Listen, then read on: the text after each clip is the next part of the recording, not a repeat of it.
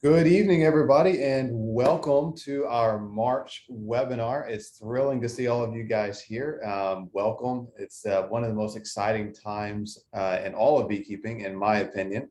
And I've got so much to share, so many different things that I want to show you guys, and really look forward to getting into some details on what's going on in the bees. We've had a lot of turbulent weather.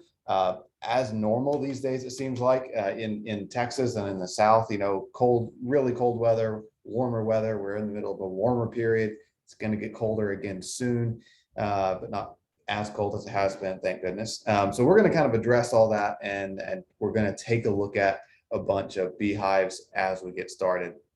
As always, if you guys have questions, you can put them in the Q&A box. If you're watching this recording after the live event is over, then you can always go onto our website and sign up to be a part of the live event at texasbeesupply.com.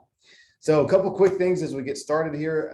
This evening, we still have some bees available. So the April dates are filling up really quickly, but if you want some bees, we do still have some available. And one thing I don't think I've mentioned before is that, you guys are mostly familiar, I'm sure, with our Golden Cordovan and our Texas 5000 bees.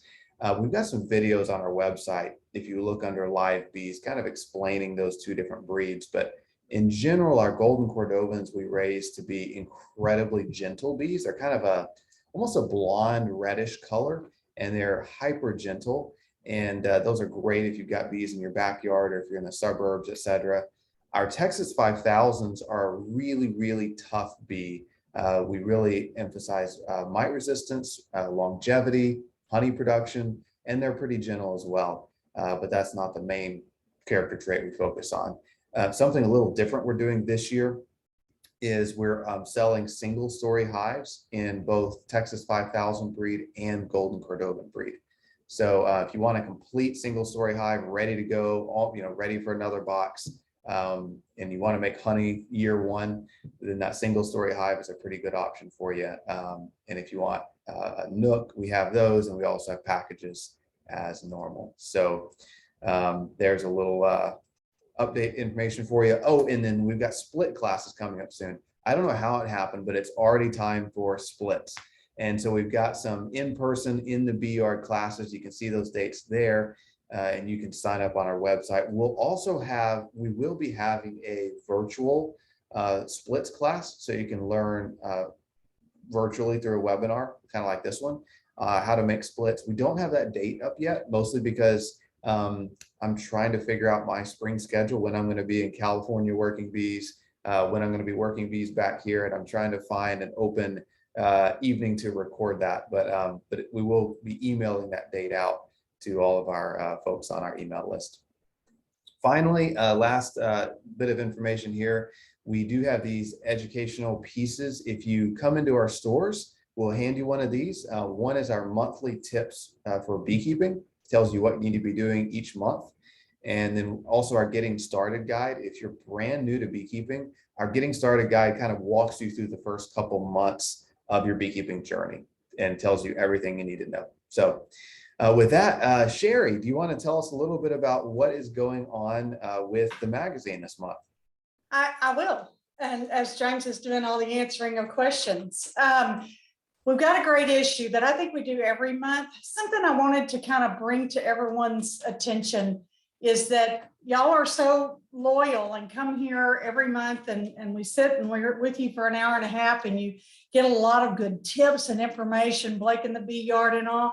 The magazine kind of is the follow-up or the extrapolation of that. So we've hit on a lot of good topics. We will tonight for March, but that magazine that came out a few days ago, it takes that and goes way further. So you've got the opportunity to dig deeper into a lot of these topics that we're talking about tonight. So like setting up the bee yard, that's not something we're going to probably, maybe Blake's going to delve into it. We aren't, but it's it just takes a lot of different topics that we're not able to get to during this hour and a half.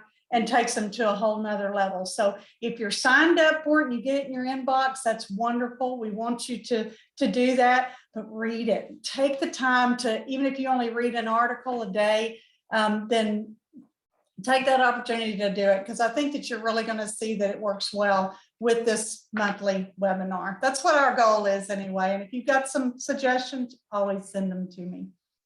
Awesome. Thank you, Sherry. And one quick note I wanted to mention that Sherry has started doing on the magazine, that this is something strictly because you guys keep asking for it. We have so many people say, hey, I really wish that I could see all of the Q&A, because, you know, people ask, you know, sometimes a couple hundred questions that we respond to on these webinars in the Q&A box. And so many people say, I really wish I could see all that Q&A because there's a lot of great information there. And the reason we haven't done it yet is it's a lot of work to kind of filter through all the Q&A and make grammatical error edits and all that. But we're doing it now. So if you want to see the Q&A from each webinar, it's now in the magazine. So there's a page inside each magazine that has you can click on a link and download a PDF, and it has all the Q&A from the webinar in it. So go to the magazine, it's in there. And then when we send out the follow-up email, a couple days, you know, we'll usually send it on a Friday after our Thursday webinar to our whole mailing list. In that follow-up email will be a link to our magazine. So you can go to that magazine and check out the Q&A inside of it. So, okay, so kind of getting into the nuts and bolts, something I wanted to give you guys a quick update on is California. So last month, I spent a little bit of time showing some pictures and some videos on, you know, what it's like spreading bees out in almond pollination in California. And that was well received. And so I promised to give you guys an update on what the bees are doing in California. So sadly, I don't have much of an update for you because the bees are still out there. So the really big update that I'll share with you will be in April, on the April webinar, because by the April webinar, we will have picked up all of our bees that are currently pollinating almonds in California, and we will bring them back. And I will have a lot of pictures and videos and cool stuff to share with you at the April webinar. For right now, the bees are just kind of chilling in California, pollinating the almonds, growing incredibly rapidly, and getting ready to come back here so we can make splits and grow our numbers. But the bloom is almost over out there.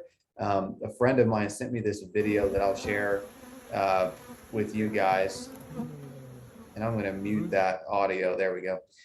So a friend of mine sent me this. This was today. He was showing me what his bees look like out in almonds. And you can just see the beautiful brood there in bees. And that's really what we expect to see with bees when they're in almonds, just frame after frame after frame of beautiful brood, because that almond pollen is so nutritious. The bees grow so fast. Oh, and I'm going to pause the video there, but if you back up a little bit, so you can see the trees there in the background, they're basically done. So this orchard's going to release in about a week. You can kind of see you can see some white left on the tree, some white blooms, but you're starting to see more green than white. And that's when we know it's kind of wrapping up.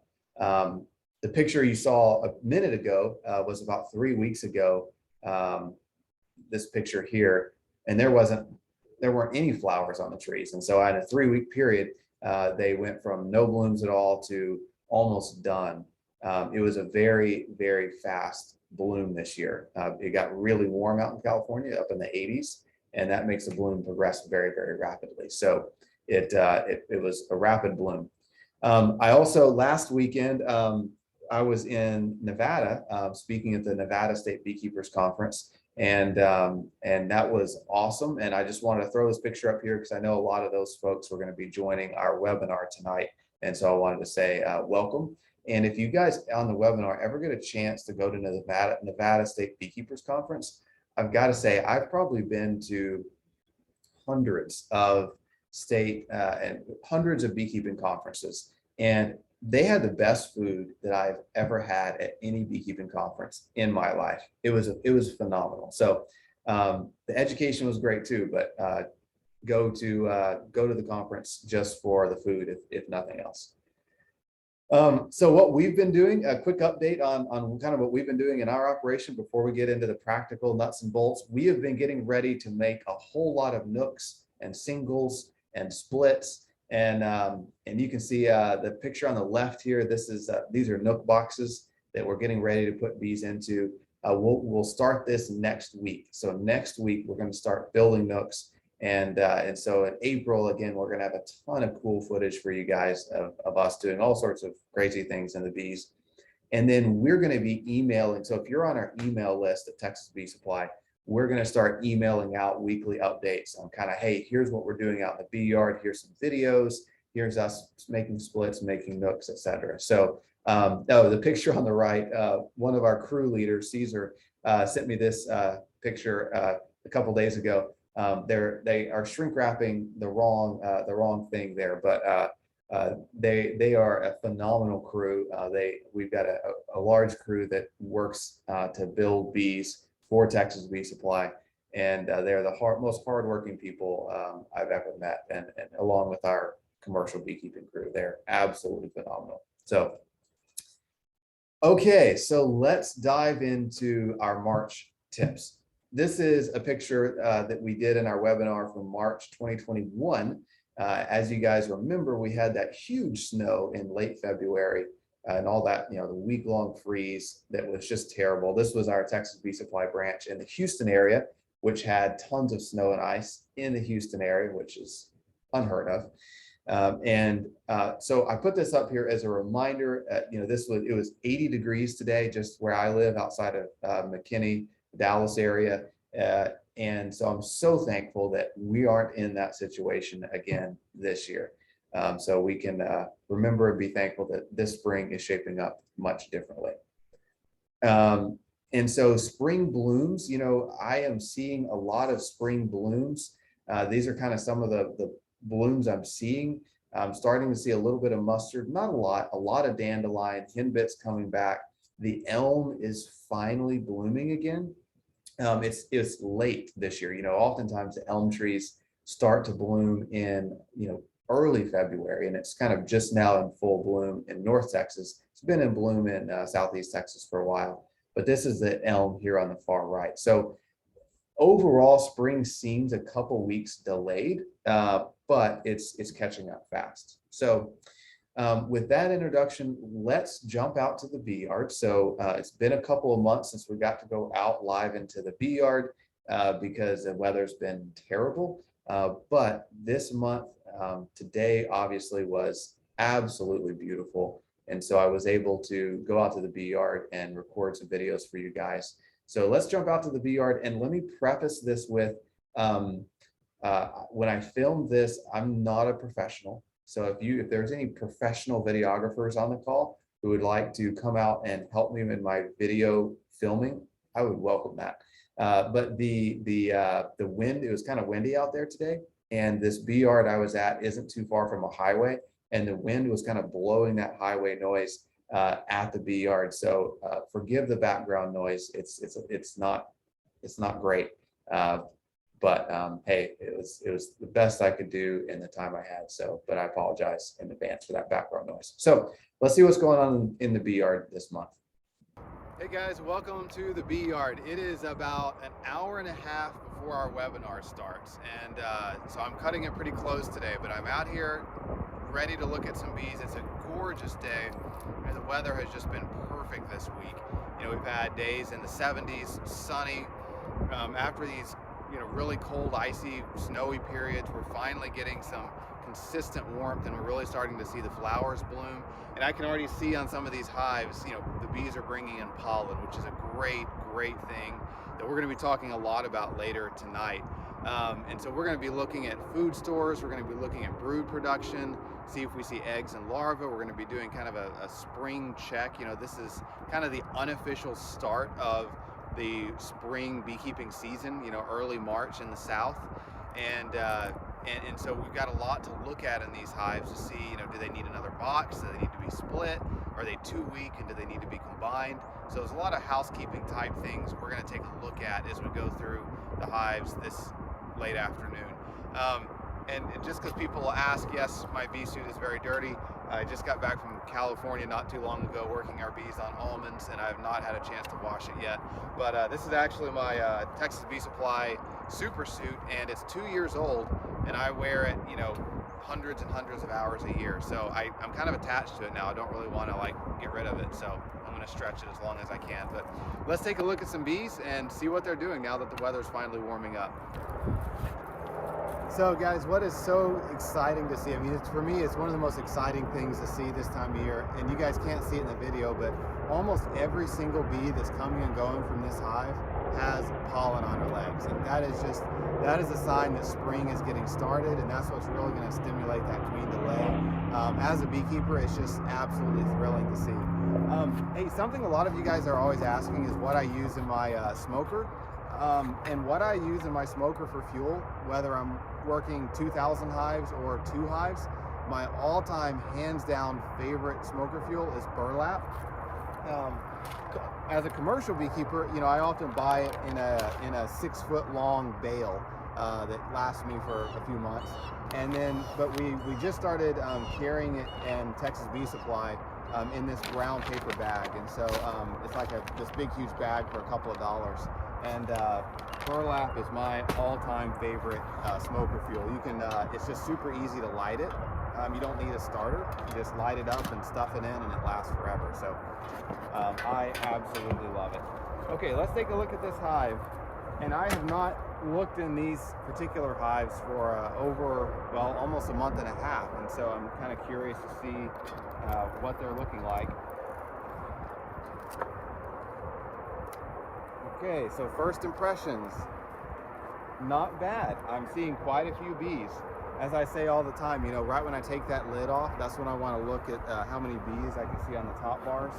Give them a little bit of smoke. We've got quite a few bees on the inner cover, which is kind of a good clue as well as to the strength of a hive. If you've got, you know, a bunch of bees that you can see down between the frames, a bunch of bees on an inner cover or on a lid, hey, that's a pretty good sign that the hive's doing well. So let's pull a couple frames out. Now this is a medium box full of honey. Awesome. Oh wow. Okay, as a beekeeper, this is just so exciting to see. It's like a Christmas present. But look at this frame. So this is a medium frame, and look, we've got brood all in the middle of this frame. Down in here we've got this capped brood. Look at that beautiful ring of pollen all around that brood. See the yellow all up in here? This yellow? That's just a tremendous amount of pollen, and then we still have capped honey over here on the edges. This is just a picturesque frame. You know, this is exactly what I'm looking for. Brood in the middle, a lot of pollen, and then honey around the outside. The bees have run off this side. There you can see it even better. See all that? You've got all the capped honey. All this is capped honey. Then further in, you've got that yellow ring of pollen, and then there in the middle, you've got some capped brood and larvae. Just gorgeous. Love seeing that.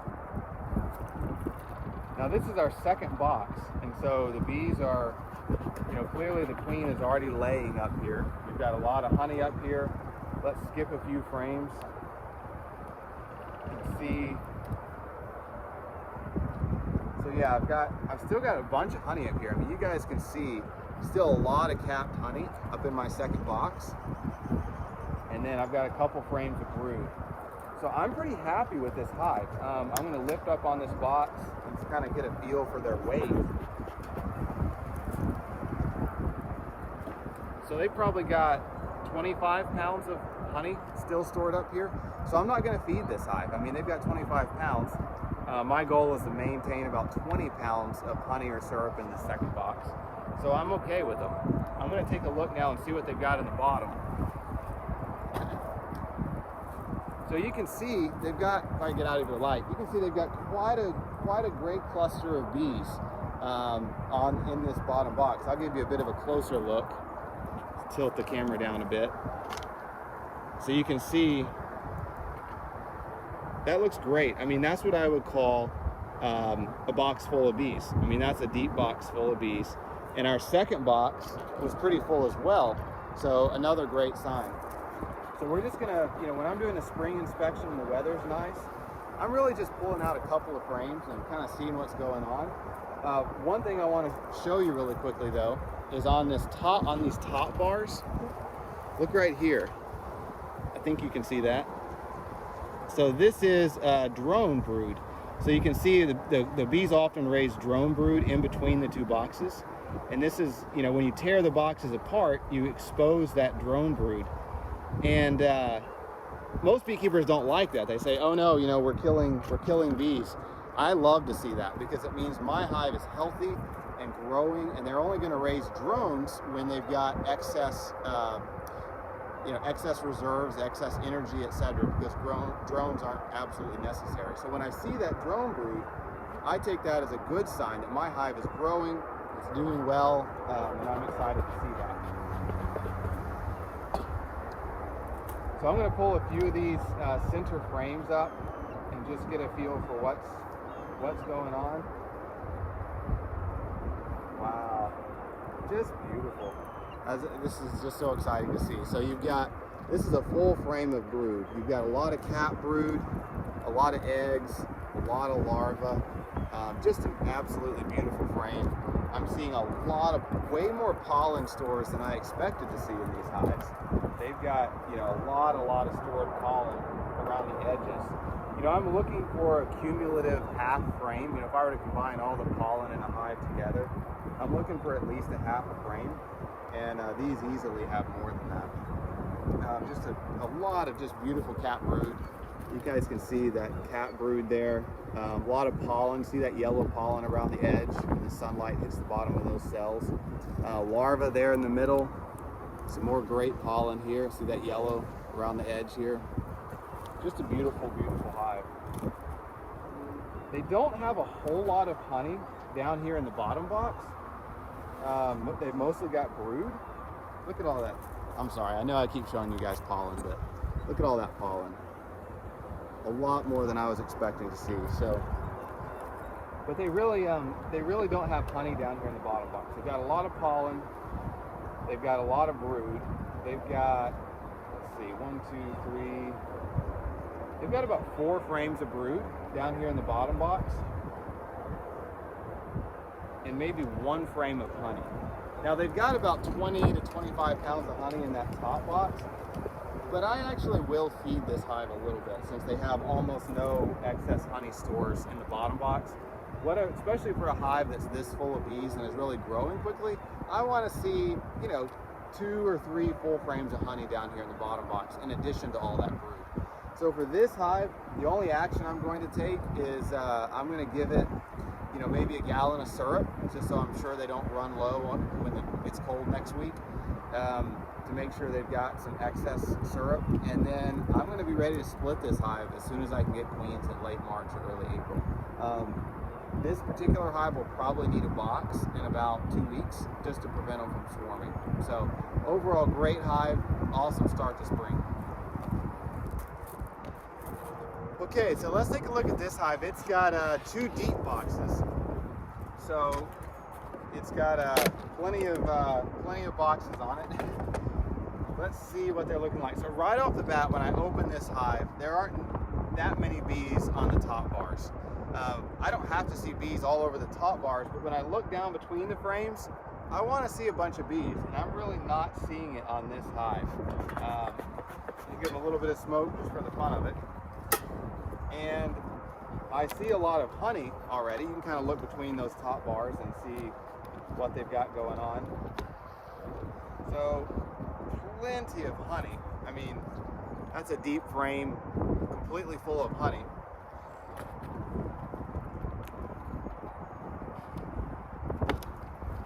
So look at all this honey. I mean, they've just got frame after frame of honey. But what I don't see is bees. And all that honey's not going to do a whole lot of good if it doesn't have a bunch of bees to use it. So I've got a few bees flying around here, but this is pretty much a deep box full of honey with almost no bees. So let's go down to the next box and see if we can find out what is going on here.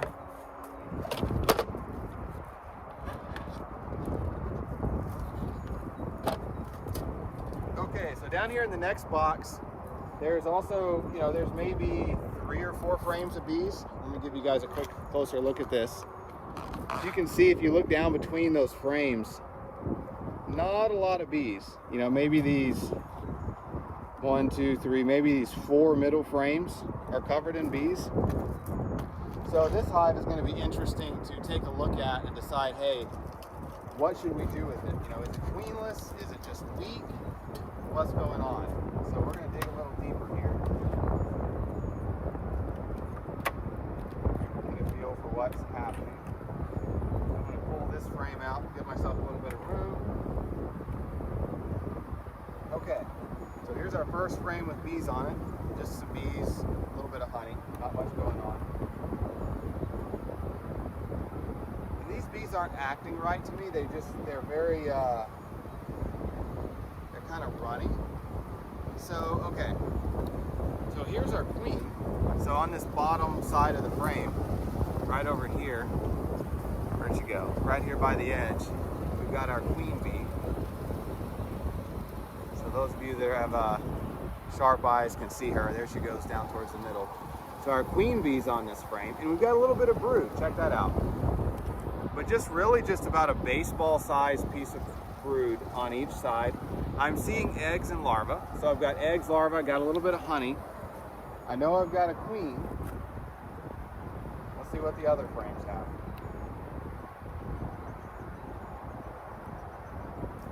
Pretty much nothing. So this is the other side of a frame, pretty much empty. This one I've got some pollen stored in it and some honey, but I'm not seeing any more brood, which is really what I want to see this time of year.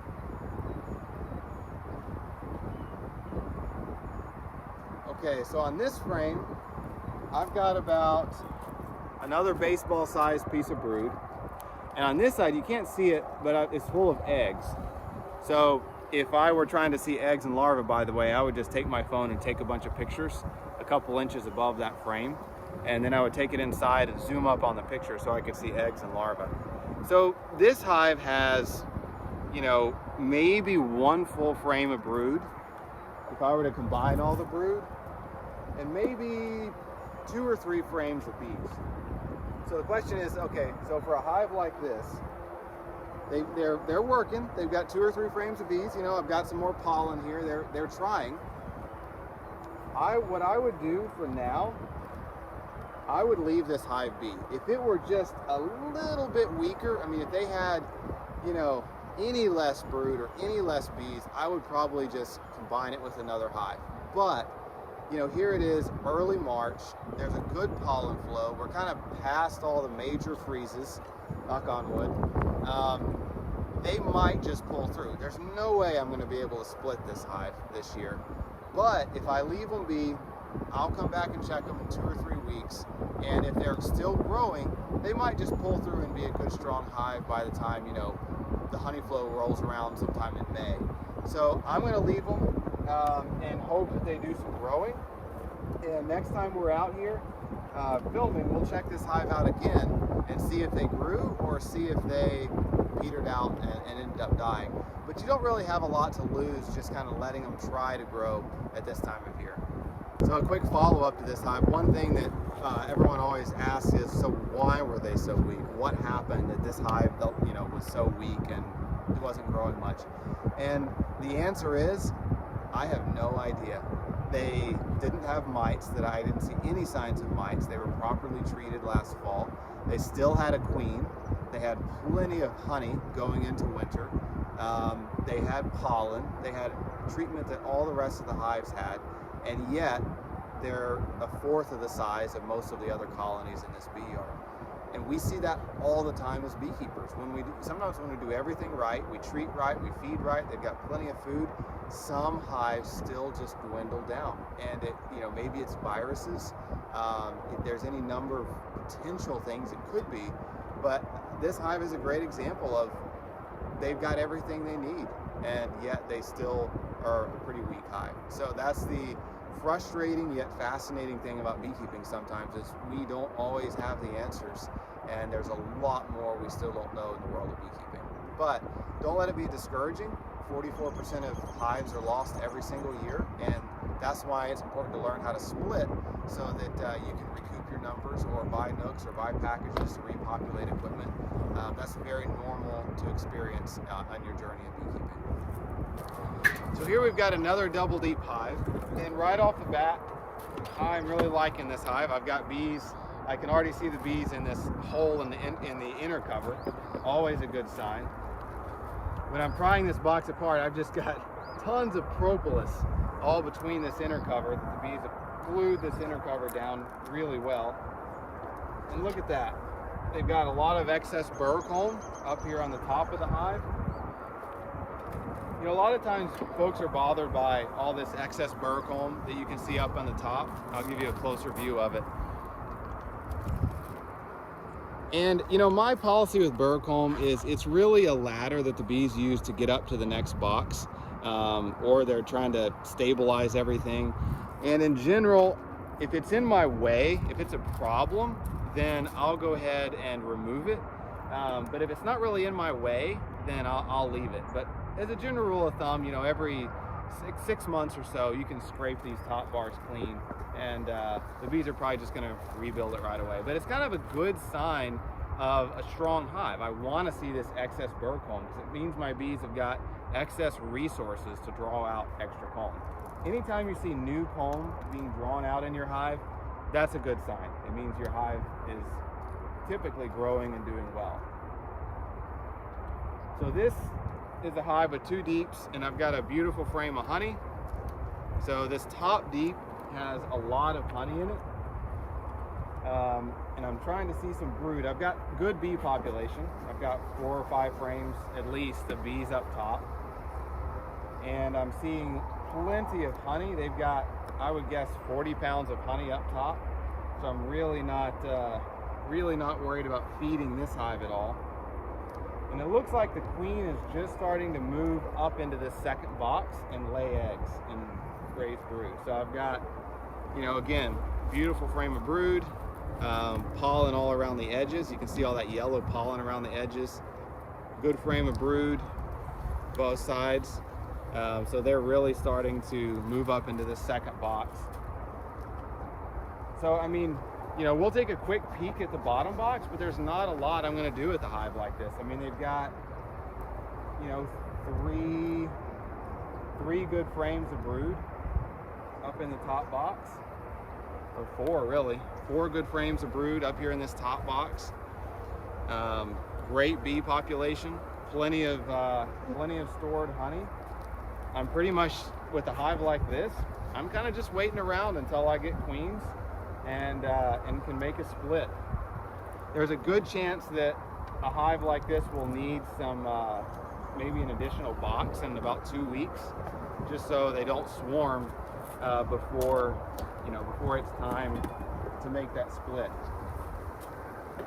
So the bottom box, the queen's actually running around on the top bar, but this bottom box is pretty full as well. I mean, I've got several frames of honey, a couple frames of brood. It looks great.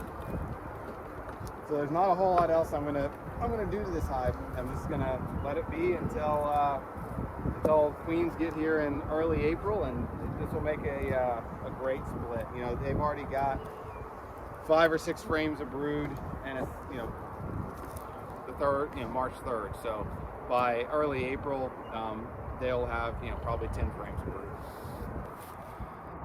So I almost feel like that video series was a little bit boring because I didn't find many problems. And I guess in the world of beekeeping, I guess boring is good when you're doing a hive inspection. But, you know, every hive I looked at, you know, we looked at one that was on the weaker side, but there's 8 or 9 hives out here in this yard. And every single one of them looked pretty good, except for that one weaker one. The big thing I'm looking for when I'm doing inspections in early March is, you know, how much brood do they have? Are they going to need another box soon? You know, if they've got, you know, the bottom box 80% full of bees and the top box 80% full of bees, like that very first hive we looked at was, I'm going to add a box probably in about 2 weeks. So once we get into mid-March, I'm going to go ahead and add a box to help prevent swarming. And then I'll do a split in early April when I can get queens. Other than that, I'm making sure they've got at least 20 pounds of honey in their second box. And if they do, a bee was trying to give me a kiss. And if they do, then I will, you know, give them a little bit of food if they've got less than 20 pounds of honey in their second box. You know, some of those hives we looked at had 40 pounds in their second box. Those, I don't expect to feed those until after I split, if I'm going to split at all. So it's really watching the feed, seeing if they need another box. And then all hives should have eggs and larvae at this point. So if you've got a hive that doesn't have any eggs, no larvae, no brood, they're queenless at this point. And in that case, you could try to find a queen. You could give them a frame or two of brood so they can raise their own queen, or you can combine them with another hive if they're only a couple frames worth of bees. But everybody, even the small hives, should have some brood at this point. So, I mean, welcome to the beginning of the beekeeping season. This is the most exciting time of year for me because hives are just growing so fast, and that is just a lot of fun to see hives grow like that. It's almost no matter what you do in beekeeping, they're going to grow this time of year, and that's awesome. So thanks, guys, and enjoy the rest of the webinar. So there you go. Boy, I didn't realize until watching that video. I know I said my bee suit was dirty, but yeah, that was pretty bad. I think we had some muddy nights in California, and pretty sure I slipped and fell a handful of times in the mud and never cleaned off the suit. So okay, so I kind of touched on this in the video, but what I'm seeing as far as current conditions, you know, I'm seeing brood rearing rapidly increase. I mean, when I was looking at bees a month ago, a lot of them had very little brood. I remember in our February webinar, I even mentioned, you know, hey, if you're not really seeing brood, that's not that big of a deal because it's been so chilly the last month, and that's totally different now. I mean, the hives are full of, you know, not full of brood, but have a lot of brood, rapidly increasing pollen flow. I mean, every little bee I see coming and going from entrance almost has some pollen on her legs.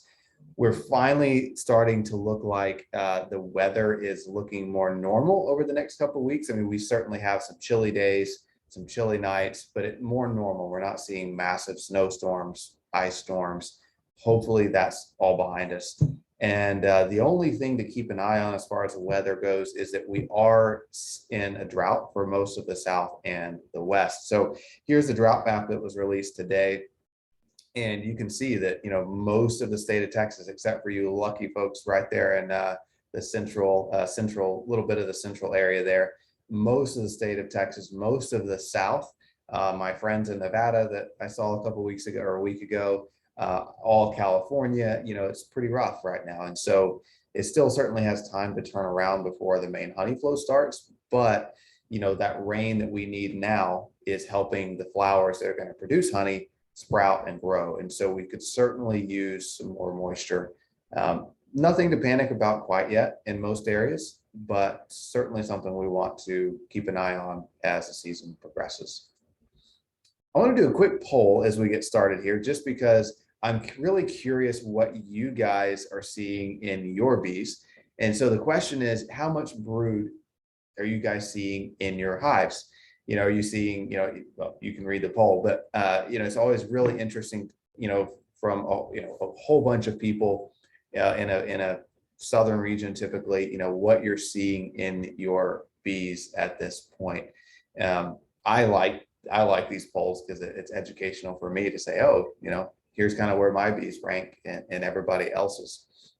So it looks like none of you said 0 frames, so that's really impressive. Oh, okay, a couple of you just did. Most of you are seeing 1 to 2 frames or 3 to 4 frames. So that 1 to 4 frame range is what looks like it's pretty normal. A couple of you are seeing 7 plus. So that's kind of what I'm seeing. I mean, 1 to 4 frames of brood is really pretty normal right now. And then a few pretty awesome hives, you know, have 6, 7, 8 frames of brood. But for the most part, you know, yeah, I'm seeing kind of that 1 to 4 frame of brood range right now, depending largely on the strength of the hive. And this is just, you guys saw the video, so I'm not going to spend much time on this as far as what I'm kind of seeing inside my hives. But one quick thing I wanted to point out is the pictures on the far right and the far left. Now, this might look like an empty frame, these are actually full of eggs, not the whole frame, but especially on this picture on the right. If you guys look, that whole center area looks like it's completely empty. And yet you've got all this, you've got this nectar on the outside edge. You can kind of see that glistening nectar, but the center is like perfectly cleaned out. And it's because it's full of eggs, or the queen is about to lay eggs in it. And you'll often see this kind of as the hive is really growing, often on the outside frames or the frames bordering your brood frames. So, it wouldn't be oftentimes in the dead center, but kind of the frames, the maybe the fourth and fifth frame. And you'll see these clear patches where the queen is filled with eggs, or the bees are getting ready for her to fill with eggs. So that's something that's super common. Feeding, not a lot to mention here. I mean, we've certainly talked about this in a lot of our webinars, but my goal, like I mentioned in the video, my goal is to maintain at least 20 pounds of stores in the second box. And you should have 3 or 4 frames full of honey in that bottom box. And that's for a deep full of bees. That one hive that we saw that was really weak, just kind of that 3 to 4 frames of bees, and they had like 40 pounds of honey on the top. That's an excess. I mean, they certainly, you don't have to do anything about it, but they certainly don't need feed. But if you have like that very first hive we looked at, it had about 20, 25 pounds in the top box, but the bottom box had almost no extra honey.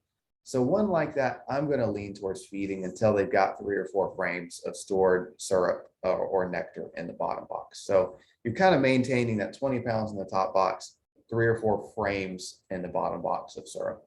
When you do feed, you can feed 1-to-1 this time of year. So 1 part sugar to 1 part water. And then I recommend using the division board feeder or a top feeder rather than the entrance feeder. The entrance feeder is great if there's a lot of flowers blooming, but this time of year, bees can still get pretty robby and try to rob syrup from each other. So I like to use more of an internal feeder. And then check 2 or 3 times throughout March to ensure that hive has enough food. March can be really tricky. I mean, hives can starve to death much more quickly than you would think. I mean, you would think, oh, I see flowers blooming, there's pollen coming in, my hives are fine. But a lot of those flowers that are blooming aren't necessarily big nectar producers. And so a lot of them are just producing a lot of pollen. And so that because all that pollen's coming in, the bees are growing incredibly quickly, and they're burning through all of their carbs or their stored honey very, very quickly. So check at least 2 or 3 times through March, especially the big strong hives. The stronger the hive, the more food they're going to burn through.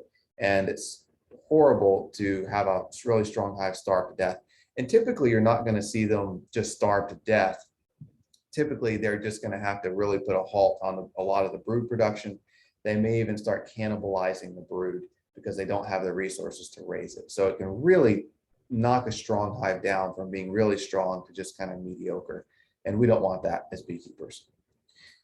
We're going to talk a lot about this topic in April because it's a little early to talk about how to take care of new hives, nooks, packages, splits.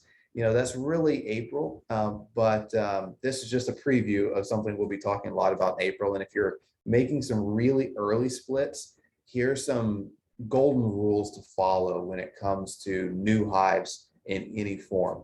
And that's, feed 1-to-1 syrup until the first brood box is 80% full of bees and drawn comb. So whether you install a package, a nook, you got a split, anytime you're considering adding a second box, make sure the first one is at least 80% full. When it is, you can add a second brood box. Could be a medium box, could be a deep box, doesn't really matter, totally your preference. And then continue feeding that 1-to-1 syrup until the second box is 80% full of drawn comb. And then as long as it's before mid-June, you can then add a honey super and stop feeding. So a third box. So we're going to talk a lot more about that in April when you guys are a lot closer to making splits or buying bees, but just a preview there. We talked about this too in February, but do you ever need to feed pollen patties in March? Largely unneeded. I mean, you guys saw all the pollen in those hives we just looked at. I mean, there's a lot of pollen in there. So it's unusual that you would really need to feed pollen patties. It's not going to hurt them if you do. In general, I view pollen patties kind of as an insurance. It's a cheap insurance. If we do get 3 or 4 or 5 really cold cool days where the bees can't fly much and they've got a lot of brood in the hive, I don't want them to start cannibalizing the baby bees. And so I might throw a pollen patty in there to make sure that, they can keep raising bees. My general rule of thumb, like I mentioned in the video, is if I see less than a half a frame of cumulative stored pollen in a hive, that's at least a deep box full of bees or more, that's when I'm going to feed a pollen patty. So, but in general, it's not needed. If you do get some cold fronts come through with multiple days that are chilly, throw a pollen patty in there, especially on the strong hives, because the strong hives are going to be consuming the most stored pollen. Varroa mites. So it's time. It's time to start thinking about Varroa mites again. I hate thinking about it. I hate dealing with it, but it's a reality. The most important thing you need to do in the month of March, after feeding, if you need it, is test for Varroa mites. You've got to do a Varroa mite test. Even if you treated for mites in the fall, if your hive, especially if it's really strong, and maybe it's been raising brood since, early February or January, they could have a Varroa mite problem. Most hives don't. Most hives don't necessarily need to have a treatment or take action until summer, but there are absolutely some that do have an issue in March. So do a Varroa mite test. I recommend doing the alcohol wash. We've got a video on our website that we'll also send out in the follow-up email on how to do an alcohol wash. But if there's over 2 mites per 100 bees, March is your last great window to do a treatment.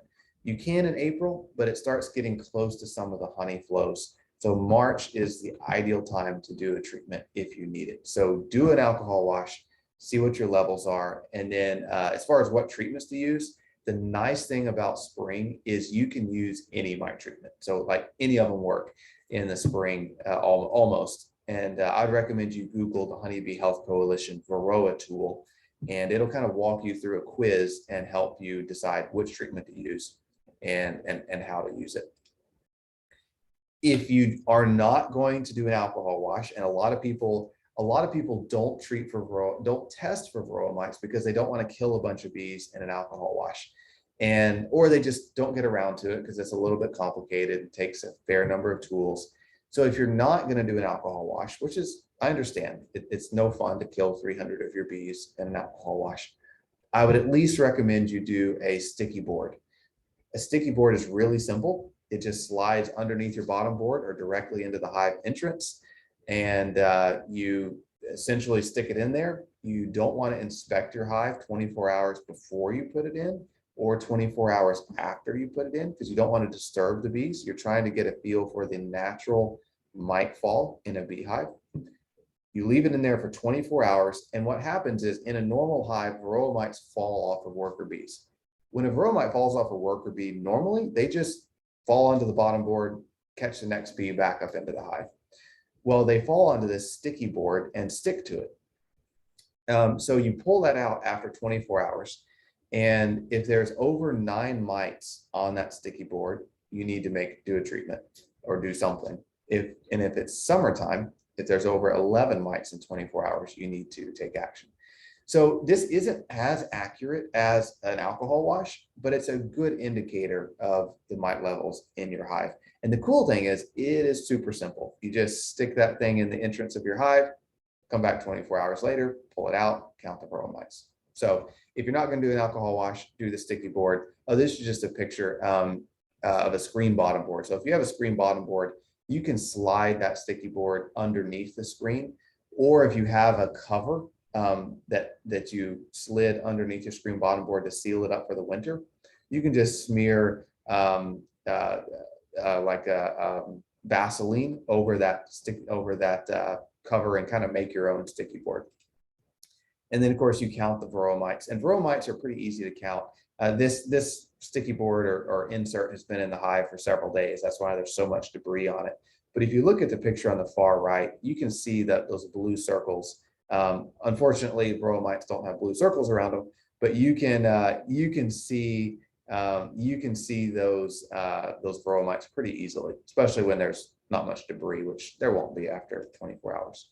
So Okay, so crowded hives and swarms in March, it's amazing, but it's time to start thinking about swarms. You know, if some of those hives, like that very first hive we looked at today, I'm worried about it swarming in a couple of weeks. I'm not worried quite yet. It's not like they're totally packed full of bees, but that bottom box was like 90% full of bees, and that second box was probably 80% full of bees.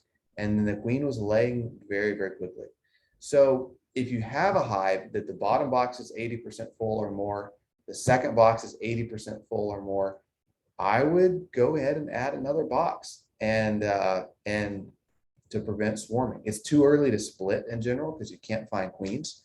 But if you've got a hive that's that full, add a box. You can add a box of foundation and give them a half a gallon syrup per week, and they'll start drawing out and filling up that third box. And then when it does come time to split, you can make 6 or 7 splits out of this massive hive that you've grown.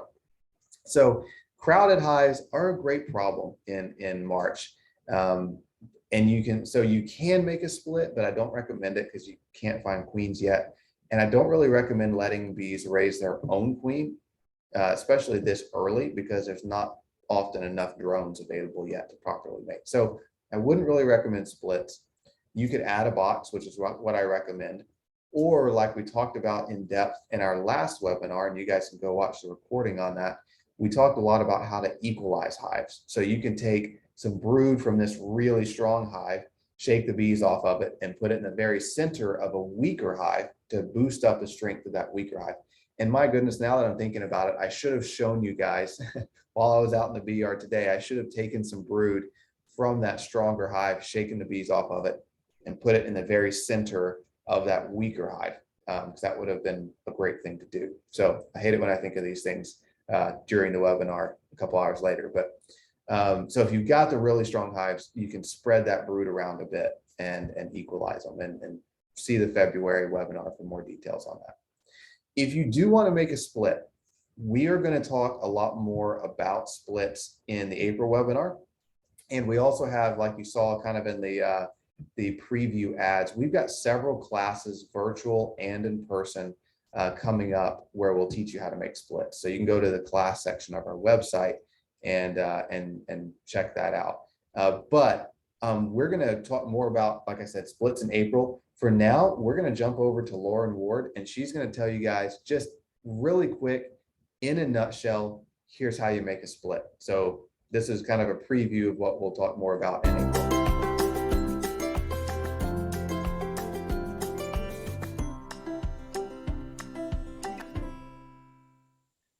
So for spring splits, if that hive is really populous, but it's not raising its own queen cells yet, it's not trying to swarm, most of the time what I'll do, say I have a double deep, that's the easiest, easiest one to imagine.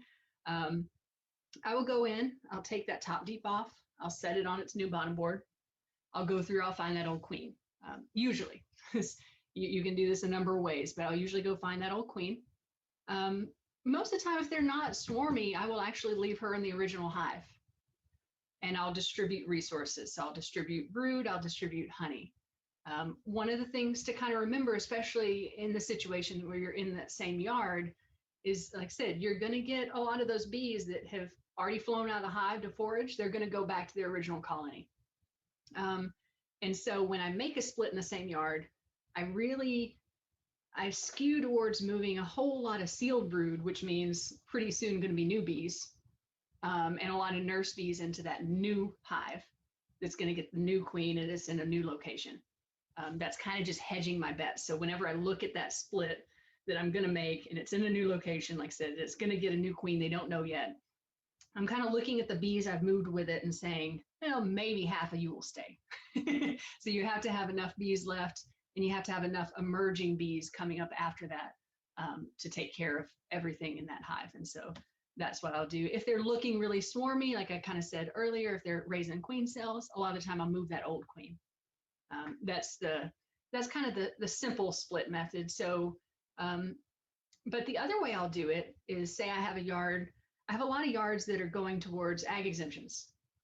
And you have your 5 years to make them. And so sometimes they'll start out with 2 hives, and they'll need 8.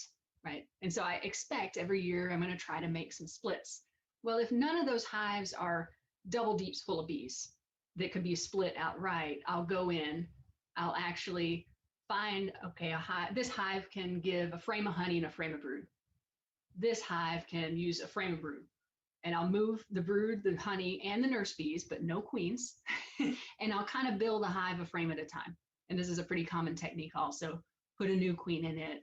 And again, I'm going to give it more sealed brood than anything else. Like some open brood is good, but sealed brood is pretty soon going to be an adult bee.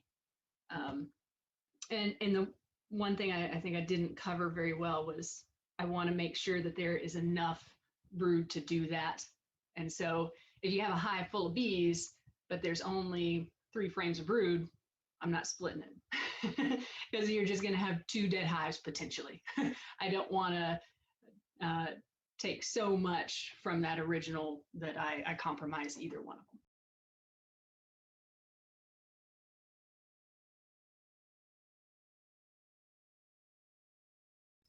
Awesome. So there you go. So yeah, I mean, we will get more into that at the next webinar. And like I said, we've got several classes coming up. But so yeah, so one other quick note before we jump over to a whole new topic with the elums. I did want to share a little bit of an issue that some beekeepers certainly have this time of year, and that's having excess old honey on hives. And you know, it's not uncommon to come out of the winter and you've got too much honey. You're kind of like that weak hive that we looked at. You know, they've got like 3 or 4 frames of bees and 40, 50 pounds of honey in the second box. You know, what are they going to do? They're never going to use all that honey. So if a hive has less than a deep box full of bees and more than 50 pounds of honey in the second box, it's unlikely they're going to consume all that. Or if you have a really strong hive that has so much leftover honey that there's nowhere for the queen to lay, you need to make some room. An easy way to make room is to transfer that excess honey to other hives that need it. So I could have taken you know, a couple frames of honey out of that top deep of the weaker hive, and I could have moved them over into that really strong hive that needed some frames of honey down in that bottom box. I would have put those frames of honey on the outside edge of that stronger hive. I wouldn't put it right in the middle because I never want to separate brood.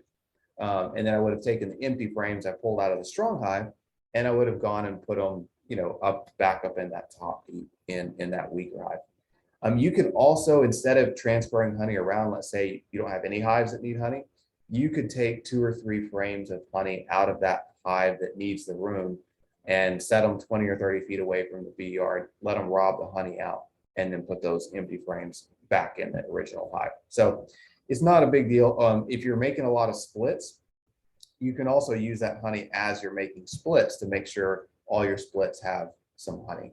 But again, your goal is to kind of maintain that 20, 25 pound average in your second box and 3 or 4 frames in your bottom box.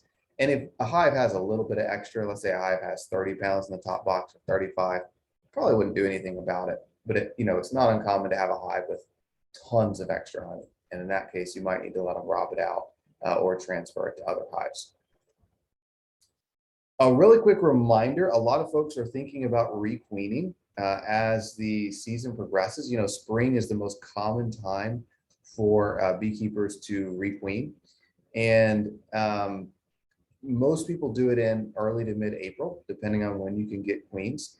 I really recommend that you proactively requeen each year. And queens don't typically live multiple years. If you're seeing, you know, a lot of folks have a hive that they say, oh, I haven't requeened in 3 years and they're still going strong.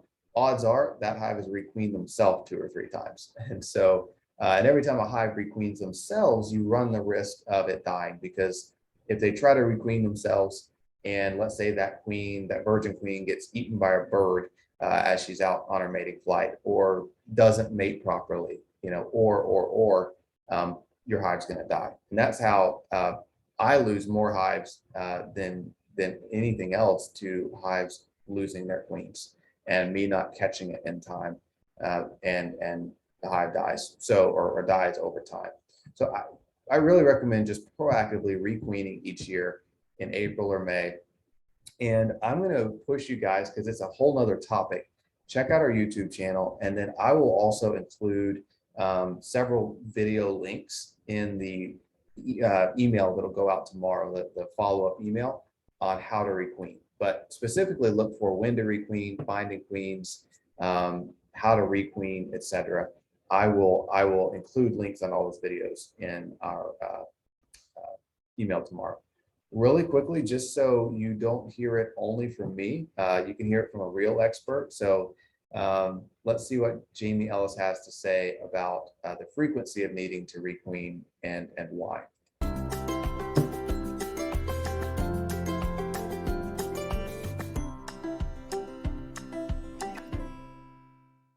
Beekeepers in the U.S. report that queen quality is one of the leading causes of stress in their hives. And it's not just the fact that queens are good or bad, it's also partly the fact that queen longevity is not as great, at least a lot of beekeepers report, as it has been in years in the past. So this brings up a regular question. How often should I requeen my colony? The general recommendation is requeening colonies is advisable at least once per year. I usually say once per year. You really want a new, young, vibrant, vigorous queen in your colonies, usually in super early spring, because she's going to be the one who's producing lots of eggs, therefore lots of brood to carry your colony through production season. So I think requeening once per year is advisable. Now, let me give you a little secret. Even as a beekeeper, I've faced this myself. Some of us are so happy to just have a queen that we will allow the queen to stay in that hive, whether she is good or bad. And I certainly don't recommend that. We need to have strong, productive queens in our hive. So if whatever reason you think your queen is underperforming, you should requeen her as well. So I said requeen once a year, but a queen can go bad. She might die. She might disappear. She might not be productive. So you have to be willing to solve future problems by requeening as often as necessary if requeening once a year wasn't enough for a particular colony. So as usual, yeah, he said it very, very well. And yeah, completely agree with that. So, okay. So enough of my face. Let's, James and Sherry are going to talk about all the things you need to be doing as you inspect your bees this spring. And so I'm going to turn it over to James and Sherry, and they're going to get into some of the nuts and bolts of spring inspection. I'm going to jump over to the Q&A. So if there's any questions you've just been waiting to ask me, go for it. And I will turn it over to James and Sherry. And we're here. Hi, everyone. Oh my gosh, we got some really good questions. Yeah, well, we left you a couple too. I was in the hardware business for many years, so I fully understand the nuts and bolts side of that. Yeah, you do. Let's talk about bees, though. Yeah, let's talk about bees. Rich got on the first of the night and he went, spring! Exclamation point. Yes. And we are equally as excited. It is now time that most of the days, not all the days yet, but most of the days we can go out and play with bees. Spring is my favorite time of year for beekeeping. Bees are thinking that the winter solstice is their favorite time of year, because that's when they start turning around. Yeah. But now it's our turn to act like beekeepers. We've allowed our colonies to pretty much exist without us, with just some basic hive checks and not any real deep hive dives. And that's one of the things we're going to talk about tonight. What's the difference between the two, the importance of each one's, those who are not going into their colonies being the bee havers, and the neglect that comes forth from that to your bee colonies. I'm sorry, there's somebody out there that fits that, but I'm sure not on this webinar. So you all are very good beekeepers. When we talk about spring inspections or inspections any time of year, realistically, anytime we go in our hive, we're supposed to have a plan. Yeah. If we don't have a plan, we don't have any business going in. Yeah. The plan may be as simple as to learn beekeeping. You know, that's a requirement. You have to be involved with your bees to learn. Or it may be as complex as to diagnose a disease. But we have to go in to do it. We cannot determine the health of a colony solely by watching the exterior, even though that is an important part of a hive inspection. We could do like Karnak.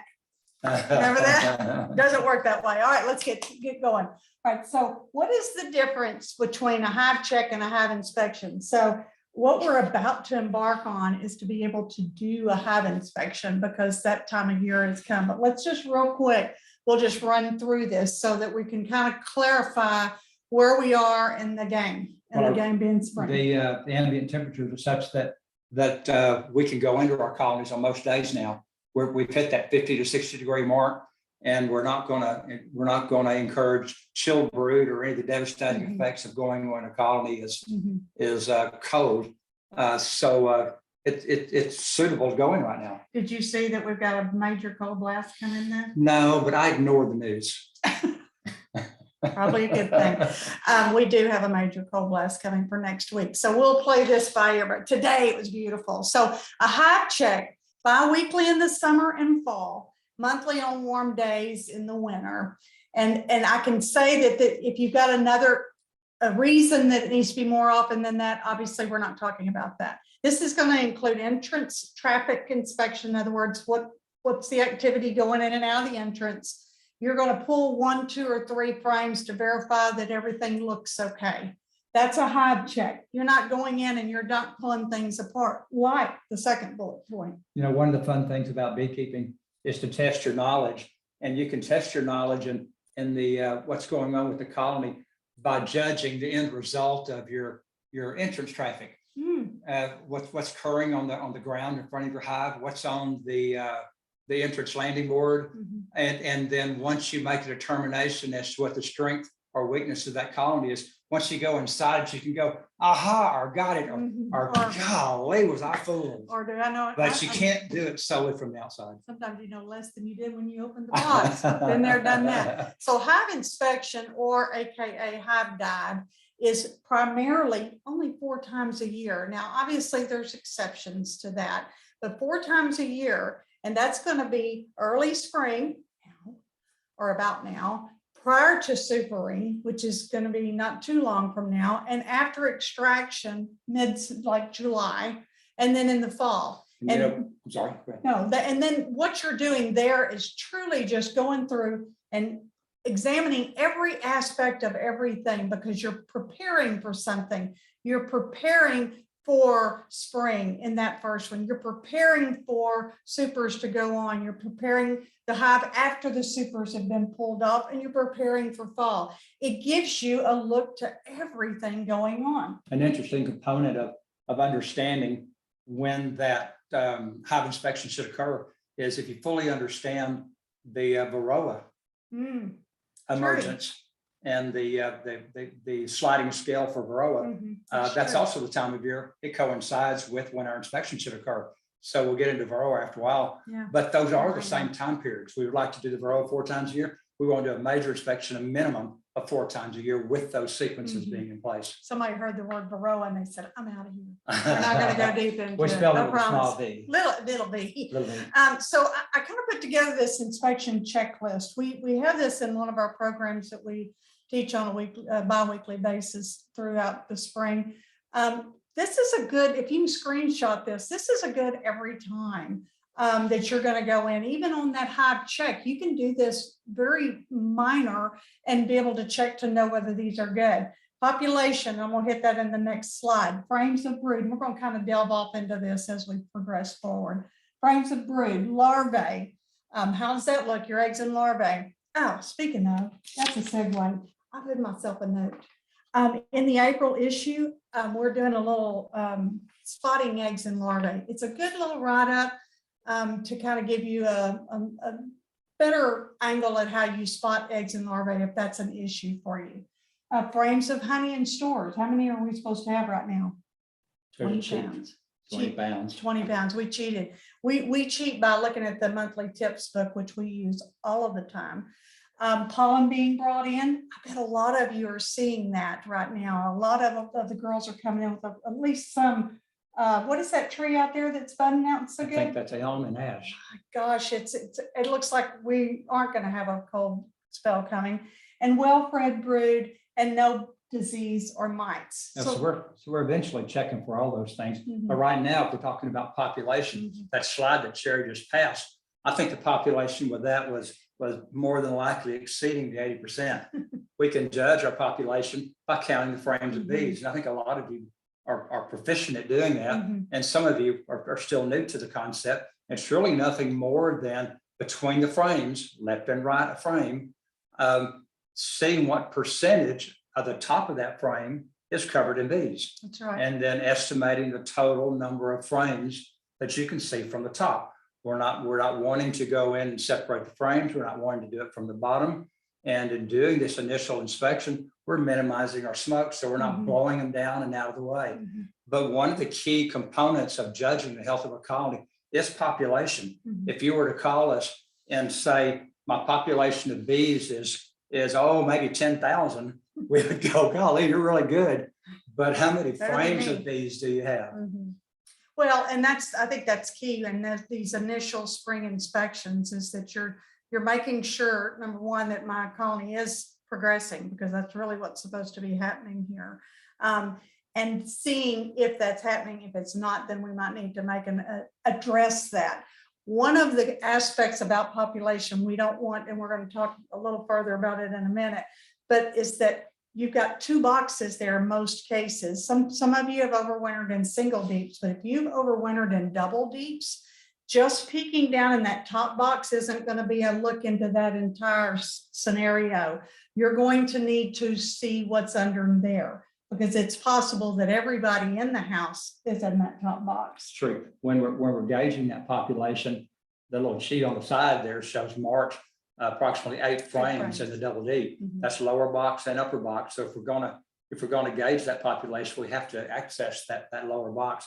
So let's you can extrapolate backwards. So if we were February, which we were not too long ago, and our colonies are growing as we would anticipate they would during this pollen nectar flow beginning, then maybe we were at 3 to 5 frames. Now by mid to late March, actually I'd say mid-March, we should be at 8 frames minimum. So that's a good reference point. Blake was talking about the number of frames in the hive he was looking at earlier, the 1st of March, and was commenting that it looks really good. That is going to continue to grow. Probably a point that is equally as important as knowing what an appropriate number of frames is. What's an inappropriate number of frames? Less than that. Yeah. Less than that. 2, 3, 4 frames for a double deep. That's not that we need to do some work. And let's move on real quick. When we get down to 2 frames or less, something needs to happen. We need to combine hives. If we're at 3 frames or more, it's quite possible that we can just add some brood to it and then continue forward with that hive without losing it. That's right. That's exactly right. We're going to kind of talk about that as we go.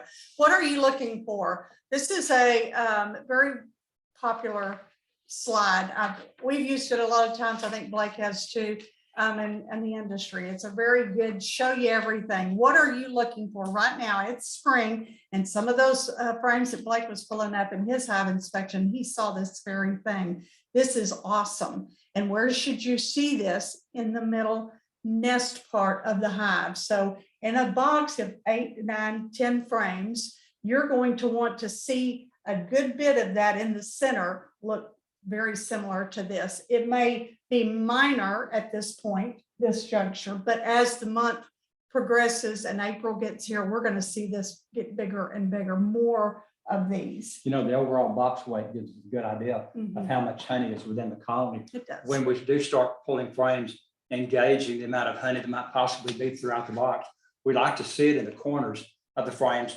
on frames that are actually producing brood. If we see a brood frame that has open brood and a little bit of pollen, we have to be in question, where's the honey if it's not present? It should be there. Our resources need to be equally coming into our colony. The same is true with our pollen, which is the next section on it.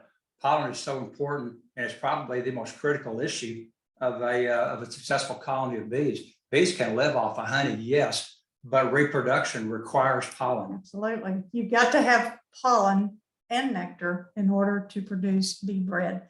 And that's what all of these little babies right here in the bottom right hand side of that screen are being fed prior to being capped. A variable that we see really often is the coloration of capped brood, which are sealed brood, which is in the far right corner. It can range when when freshly capped from kind of a tan color, Mhm. where the wax is just barely discolored, to really, really, really dark, where the bees are just ready to emerge.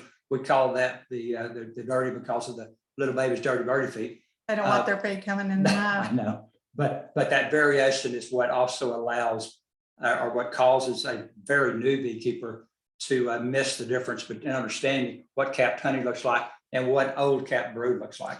And that's a good place to throw in that bee biology reminder.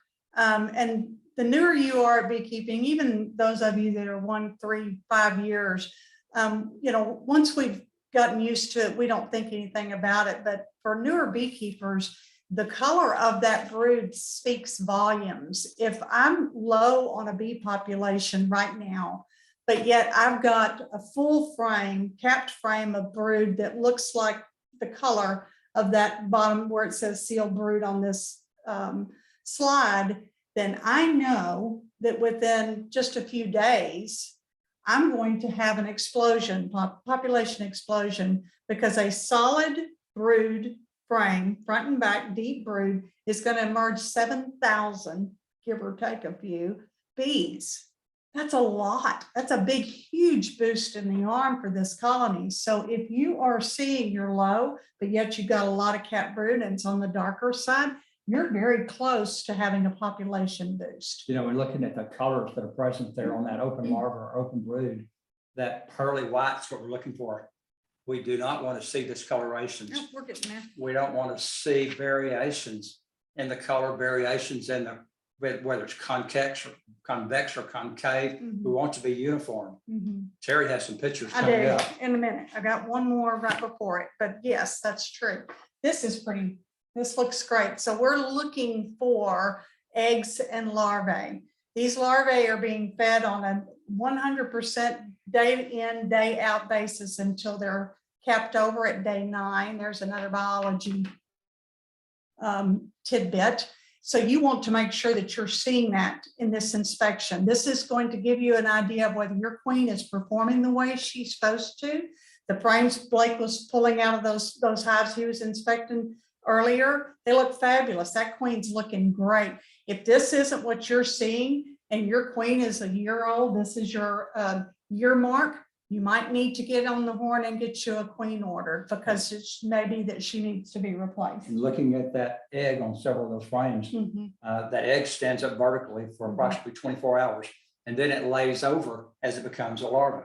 It's 3 days. It's doing that for 3 days.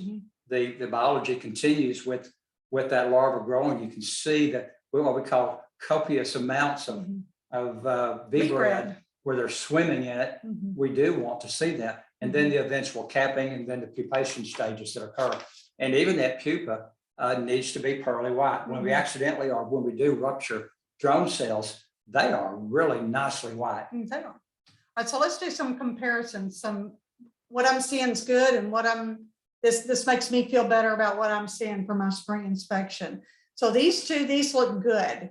And just to point out the good of them, the attributes for these frames. On the left-hand side, good pattern. We're not seeing a lot of uncapped pupa, no drone brood mixed in. Drone brood mixed in could mean that we had a queen issue. Okay, that means that she's not fertilizing these eggs she's laying, or that she's absent and somebody else is laying for her. The one on the right-hand side, again, good brood pattern, good honey band right around the edge. No uncapped pupa. I better explain that. What we're referring to there is the hygienic bees will uncap the pupa and remove them if they sense that a Varroa is forming and moving around underneath that cap cell, or they're diseased or contaminated. So that's all. These look great. It's something we kind of take personal when we open up a colony and see a frame that has brood from ear to ear, perfect capping. We almost pat ourselves on the back like we did something good. Well, all we did was open the box and ensure we had a healthy queen. Here's a sign or signs of an unhealthy queen, and we don't pat ourselves on the back for this, except that we have the responsibility to evaluate what the problem is and do something about it. Yeah. So this on the left-hand side, spotty brood pattern, uncapping there is occurring. Obviously, the bees are sensing something's wrong here, and knowing what you're looking at in that's melted larvae. There's a serious disease problem here, probably all stemmed from Varroa. Something bad happens. We need to requeen. We need to requeen as quick as we can. Right side, that's a queenless hive. I can spot that right away. All of the drone brood at the bottom there, virtually nothing going on except that somewhere either the queen at her tail end was laying nothing but drone brood, or this is a laying worker. Or that she was laying nothing but drone brood from her tail end. That's well, that's one way to look at it. It is. Another healthy brood pattern. It is. We've got the pearly white brood. Beautiful, They're beautiful. filling out those cells.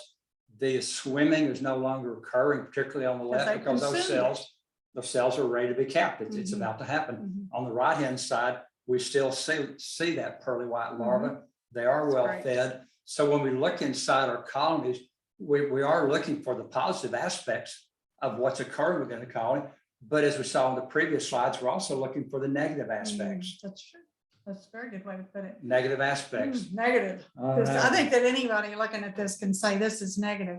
Discolored and dried larvae, make sure you can tell the difference between pollen and dead dried larvae, because I wish, well, here you can see my little pointer. This is not pollen. This is dried, ooey gooey, nasty larva. There's a Falbury problem there, or something else going on. The picture on the right, this looks like a fried egg. Your larva should not look like a fried egg. Here's one that looks very well. It's not discolored or yellow or anything, but this one is starting to. So we need to know this is not good. And if you spot something like this, well, first thing I'm going to tell you is to take a picture of it. And if you're in question of it, send it to us at info or help@texasbeesupply.com and let us help you through it. But this is a sign to you as a beekeeper. I need to look further. I need to do something to correct measures. And just like livestock anywhere, or even people, problems are not likely to correct themselves, especially within a bee colony. They are not going to correct that on their own. No, they won't, unfortunately. Another part of your spring beekeeping is when to add a second brood box. And I had this discussion with at least a few of you tonight in the Q&A. And forgive us if we're not able to go to a lot of detail, and we might be reading your questions. I'm speaking for myself a little too quickly. And if you got any further questions, again, help@Texas Bee Supply, or you can email me directly. If you want a long, elongated answer, Elongated ask for answer. James. Right, ask for him. When your first brood box is 80% full of bees, during a nectar flow or while you're feeding, you're going to have to, in other words, produce a nectar in order to add a box, because they need nectar to draw comb. They can't do it just out of the air. So it is truly required for them to have nectar either by nature or by you. You know, and that statement is so important, because sometimes comments get taken out of context, and that we're talking about spring inspections. Mhm. So just because a brood box is 80% full doesn't mean you necessarily need to add a box. Depends on the time of the year. There must be population increase Mhm. occurring, Sure. which does happen when we have nectar coming in, Mhm. be it real or artificial, and Sure. when we have pollen coming in, be it real or artificial. When we put that second brood box on and we've attained that population threshold, we definitely don't want to put a queen excluder between the two. If you put a queen excluder on top of that first box, your population gonna will go not up there. increase. The brood box will not be expanded. That will potentially turn into a honey super.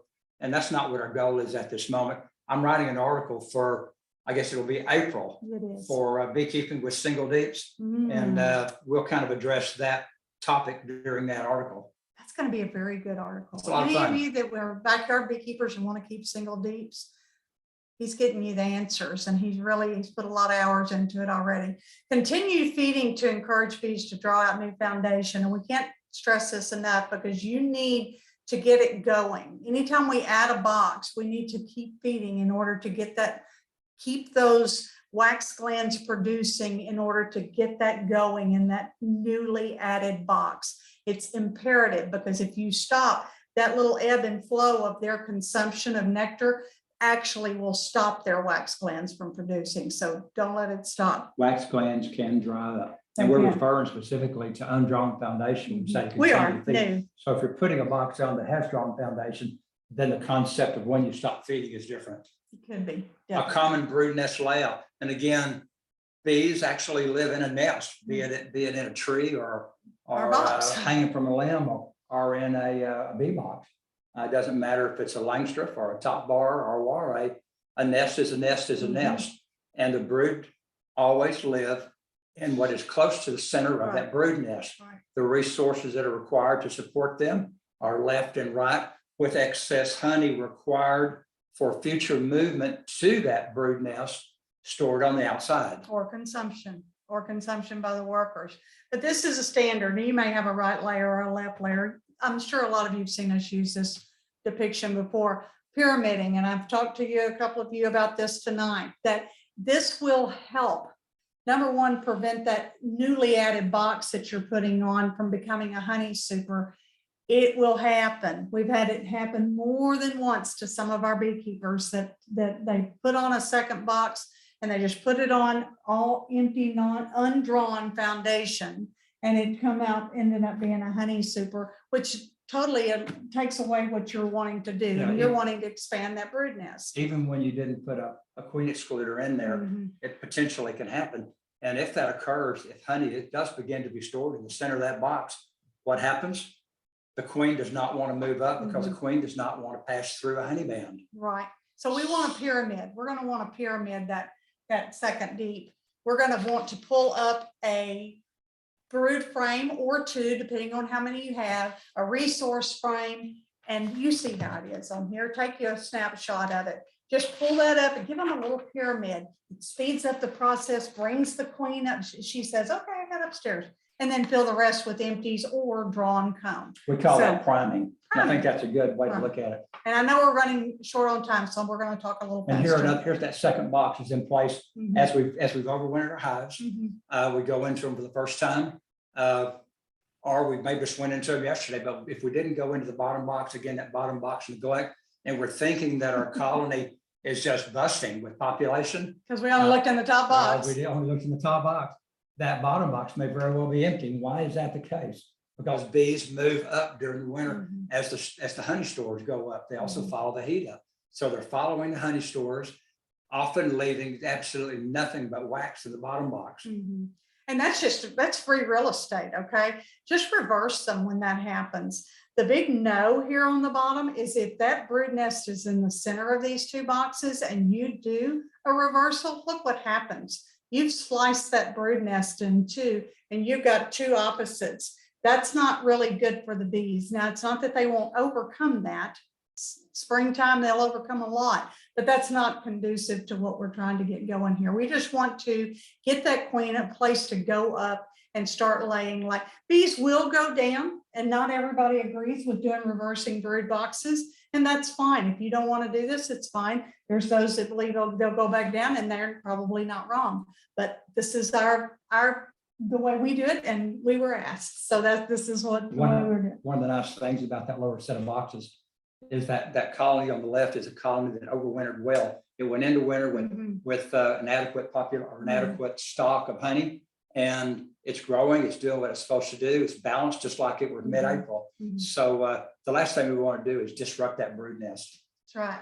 All right, we're almost done. Test for Varroa. Told you, this is it. That's all we're gonna say. Test for Varroa.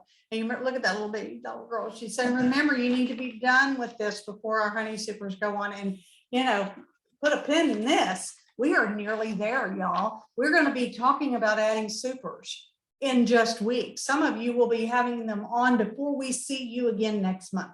How awesome is that? So have this done. Whatever you do, get this done. Make a note of Honeybee Health Coalition if you have a question .org. .org. If you have a question about Varroa testing and Varroa Mhm. treatments, and Our magazine the has a lab, ton of stuff. yeah, too. your magazine. That's your Don't magazine forget you about that. did. Yeah. So how often should we go in and Oops, inspect a wrong way. hive? We should inspect a hive as often as necessary, but as seldom as possible. There you go. How's that? As often as necessary, as seldom as possible. I love that. That's great takeaway. Also this, food for thought. And if you didn't see this little funny I put in this March issue, I just love it. Our Nanette Davis took this picture. You get it. No, you get it. I heard it's yummy. Never leave till tomorrow that which you can do today. May not be there. It's hard for bees to collect It that may bottle not be pollen, there. May but not so be be there. it. It no doubt is interesting. All right, we're done. If Blake's there. Great. There he Yes, is. I was not asleep, I promise. I was just- You've had a busy I was- schedule. I was just wrapping up a couple of questions. Thank you, guys. That was phenomenal as always. So, well, guys, we are about to wrap it up. Let me jump over to our PowerPoint really quickly, and we will hit a few other quick things, and then we will call it an evening. So, just a quick reminder, you'll be getting a follow-up email that'll have a webinar link for, should say, your April webinar. And then links to products and videos we mentioned, and links to our TBS monthly magazine. So guys, that's it. April is going to be huge. April and May are probably our most critical, busiest, biggest webinars of the entire year. There's just so much to communicate, so much to do from a beekeeping standpoint that time of year. So can't wait to see you there. If you need anything, help, education, resources, you let us know. We'd love to help you out. But until then, we will see you in April. Have a great month, guys.